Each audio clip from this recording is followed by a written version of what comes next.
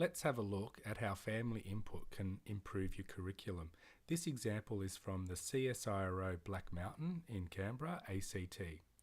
So in a toddler's room, a 2 to 3, one child came from a farm and all exciting things were happening on the weekend, and the exciting thing was new lambs were born on the farm.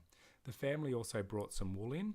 Together with the children, Miss Linda dyed the wool and they started making some beautiful sheep collages. From there, without saying a single word, a child goes to the bookshelf and gets the book Where's the Green Sheep and takes it over to Miss Linda, showing this wonderful connection.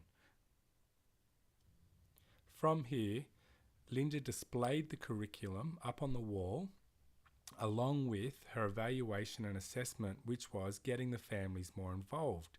She placed a large sign up, "We've been looking for our green sheep. We need your help." And they're the magic words, "We need your help." When asking parents to input into the program, if you turn it into a question like "We need your help," it works so much better. Miss Linda put out art provisions for the parents to then, in their own time at home, draw their favourite page from the Green Sheep book. And this is the input that's coming back. It's absolutely amazing.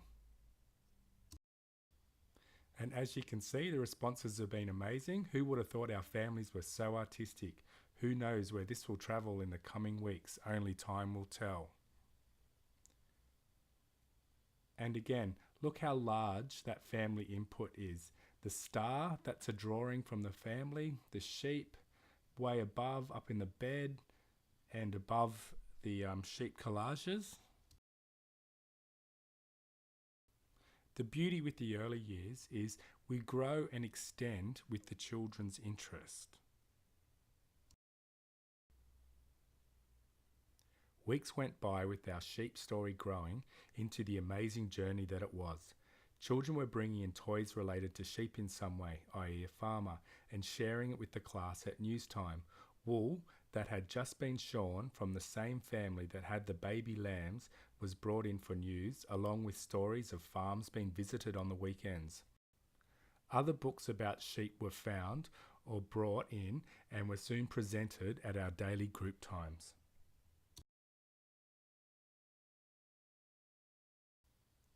From here, Linda the educator decided it was time for the children to see some shearing in action. So they went into the office and looked up shearing on YouTube. From there, they had a concept of what shearing was, and they also had a new song to sing.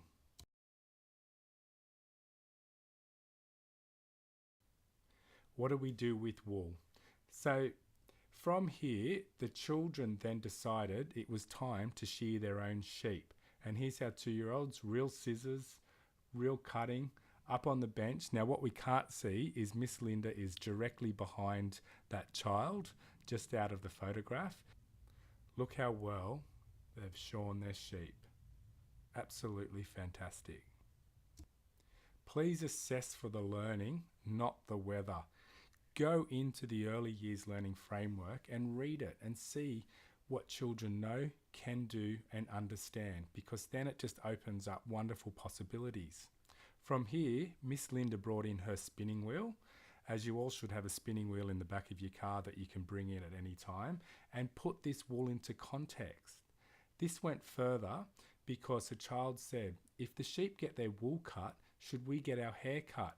Again, Miss Linda put the permission note up onto the sign-in sheet and all parents signed off that it was all okay to get their hair cut. The person who was cutting their hair in the picture was another educator who was in another room who's also an apprentice hairdresser. Our sheep journey never really had an end. That's the beauty of children. Their imaginations never stopped working and our wonderful families never ceased to be involved in their child's learning. This is a great point. This sheep project, and Where's the Green Sheep, went on for weeks and weeks and weeks.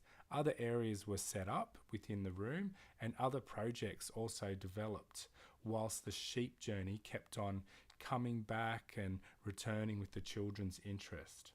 So here's another project. A child was very, very interested in building, as his father was a builder.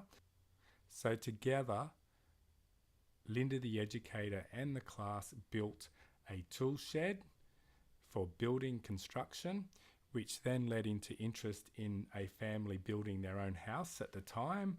And so all the children brought in photos of their houses, did representations of their houses, and off it went.